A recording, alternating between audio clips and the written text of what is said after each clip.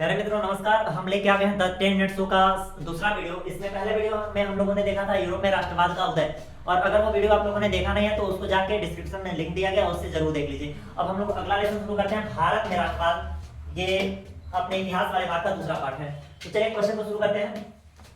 पहला क्वेश्चन है यहाँ पे, प्रथम विश्व युद्ध प्रारंभ हुआ था, कब प्रारंभ हुआ था? याद रखिएगा बच्चों, दो विश्व युद्ध हुए हैं और पहला विश्व युद्ध जो हुआ है वो 1914 से शुरू हुआ और 1918 तक चला, यानी 4 साल तक यह विश्व युद्ध चला। तो कब शुरू हुआ था? 1914, इसका सही जवाब हो जाएगा। दूसरा क्वेश्चन है कि महात्मा गांधी दक्षिण अफ्रीका से भारत कब लौटे थे? तो याद रखना है आपको कि महात्मा गांधी दक्षिण अफ्रीका से भारत 1915 में आए थे। दक्षिण अफ्रीका में वो एक तरह से ट्रेनिंग के लिए गए थे, पढ़ाई किए इंग्लैंड से, वापस से आए जब यहाँ दक्षिण अफ्रीका, वहां से फिर भारत जब आए तो 1915 में आए। और अगला क्वेश्चन है, भारत में राष्ट्रपिता कहकर किसे संबोधित किया जाता है? तो महात्मा गांधी जी को ही तो कहते हैं राष्ट्रपिता महात्मा गांधी। जैसे नेहरू जी को हम लोग कहते हैं चाचा नेहरू, और सुभाष चंद्र बोस जी को कहते हैं नेताजी सुभाष चंद्र बोस, सरदार वल्लभ भाई पटेल को कहते हैं लौह पुरुष। तो इसी तरह से राष्ट्रपिता किसको कहा जाता है? महात्मा गांधी को कहा जाता है। तीसरे का हो जाएगा पहला नंबर ऑप्शन सही। अब अगला क्वेश्चन देखते हैं हम लोग। भारत वापस आने पर गांधी जी ने सबसे पहला सत्याग्रह कहाँ किया था? तो भाई सबसे पहला सत्याग्रह उन्होंने किया था बिहार के चंपारण जिले में। सबसे पहला वाला आंदोलन वो वहां पे गए थे, किसानों से रिलेटेड एक समस्या थी, वहां पे शेयर क्रॉपर वाला दिक्कत था, अर्थात जमींदारी वाला दिक्कत था, वहां नील की खेती वाला समस्या था, 3 कठिया पद्धति चल रही थी। उसके लिए राजकुमार शुक्ला नाम का एक व्यक्ति था वहीं पे किसान, उन्हीं के कहने पर महात्मा गांधी जी वहां चंपारण गए थे। अगला क्वेश्चन है, महात्मा गांधी का विचारधारा था, तो कैसा विचारधारा था भाई? ये ऑप्शन नंबर 1 सही है, धर्म को कभी भी राजनीति से अलग नहीं किया जा सकता है।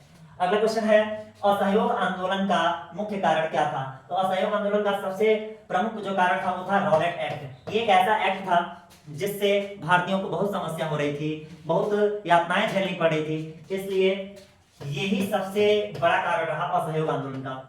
अगला क्वेश्चन है, जलियांवाला बाग हत्याकांड किस वर्ष में हुआ था? तो जलियांवाला बाग हत्याकांड बहुत इंपॉर्टेंट क्वेश्चन है। 13 अप्रैल सन 1919 में यह कांड हुआ था। वर्ष 13 अप्रैल सन 1919। आप डेट भी याद रख सकते हैं, 13 अप्रैल सन 1919।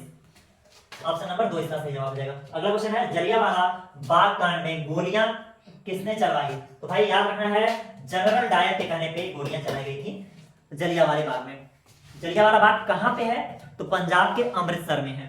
अगला क्वेश्चन, कांग्रेस द्वारा असहयोग आंदोलन कब अपनाया गया था? तो कांग्रेस द्वारा असहयोग आंदोलन नागपुर में दिसंबर में सन 1920 में अपनाया गया था।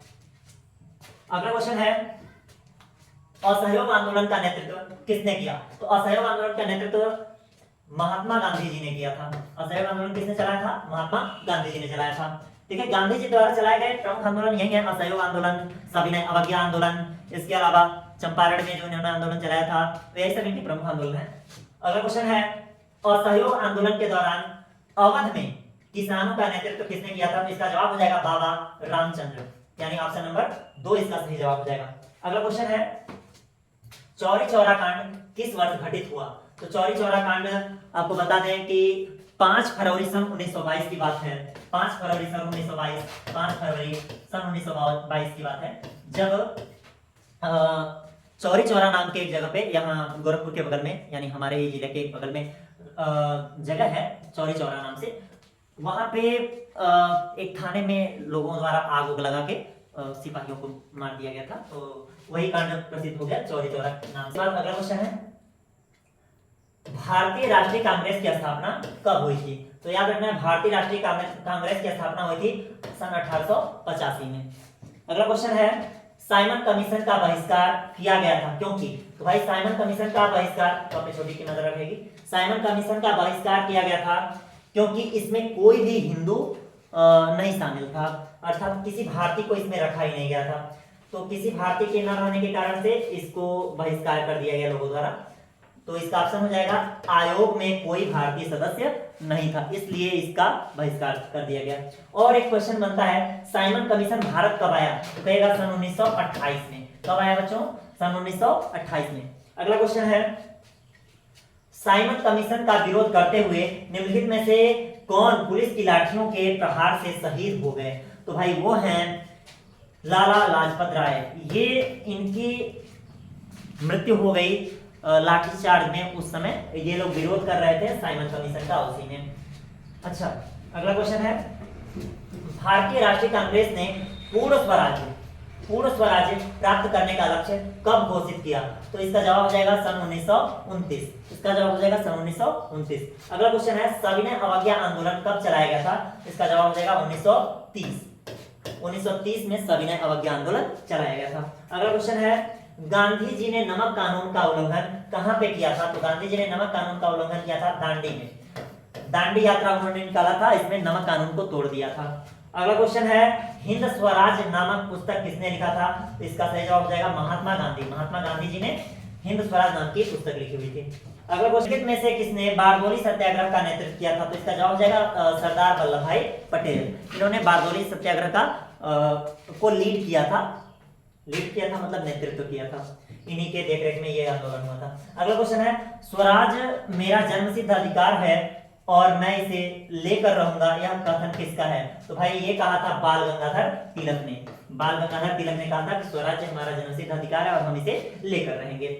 और अगला क्वेश्चन है, वंदे मातरम गीत के रचयिता कौन थे? तो वंदे मातरम गीत किसने लिखा था भाई? वो है बंकिम चंद्र चटर्जी। कौन है?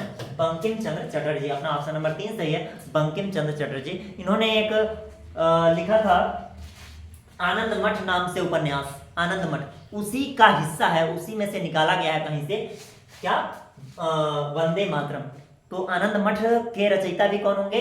बंकिम चंद्र चटर्जी होंगे, क्योंकि आनंद मठ से ही ये लिया गया है। अगला क्वेश्चन है, रॉलेट एक्ट कब पारित हुआ? तो रॉलेट एक्ट पारित हुआ था सन 1919 में। जिस साल जलियांवाला बाग हत्याकांड हुआ उसी साल रॉलेट एक्ट भी पारित हुआ था। अगला क्वेश्चन है, जो गुलामगिरी पुस्तक के लेखक कौन थे भाई? तो गुलामगिरी पुस्तक के लेखक थे ज्योतिबा फूले। ये इंपॉर्टेंट क्वेश्चन है, गुलामगिरी के लेखक कौन थे? तो ज्योतिबा फूले। अगला क्वेश्चन है, आनंद मठ उपन्यास के लेखक कौन थे? तो आनंद मठ किसने लिखा था? आनंद मठ लिखा था बंकिम चंद्र चटर्जी ने। अभी थोड़ी देर पहले इसका चर्चा हुआ है। और कुछ इंपॉर्टेंट क्वेश्चन और हम आपको बता दें, जरा ध्यान से सुनिएगा सभी लोग। अभी आपने देखा कि एक कथन था, वो कथन ये था कि स्वराज हमारा जन्मसिद्ध अधिकार है और हम इसे लेकर रहेंगे। तो ऐसे ही बहुत सारे कथन हैं, जैसे कि तुम मुझे खून दो मैं तुम्हें आजादी दूंगा। ये किसने कहा था? तो ये हमारे नेताजी सुभाष चंद्र बोस जी ने कहा था। जैसे करो या मरो किसने कहा था? महात्मा गांधी जी ने कहा था। जैसे दिल्ली चलो का नारा किसने दिया था? तो ये सुभाष चंद्र बोस जी ने दिया था। तो ये कुछ इंपॉर्टेंट बातें हैं जिसे आप माइंड में रखेंगे। और आपके लिए होमवर्क वाला एक क्वेश्चन आप सभी लोगों को पता ही है कि होमवर्क तो मिलता ही मिलता है हमारे चैनल पे, और इसका आंसर आप कमेंट बॉक्स में जरूर करेंगे। तो क्वेश्चन ये है कि प्रथम विश्व युद्ध तो 1914 से 1918 तक चला था, लेकिन भाई दूसरा वाला विश्व युद्ध कब से कब तक चला था? द्वितीय विश्व युद्ध कब से कब तक चला था, यही आपको बताना है। द्वितीय विश्व युद्ध कब से कब तक चला था, इसका टाइम पीरियड क्या था, यही आपको बताना है कि दूसरा विश्व युद्ध जो हुआ था वो कब से कब तक चला था। तो मिलते हैं अगले वीडियो में।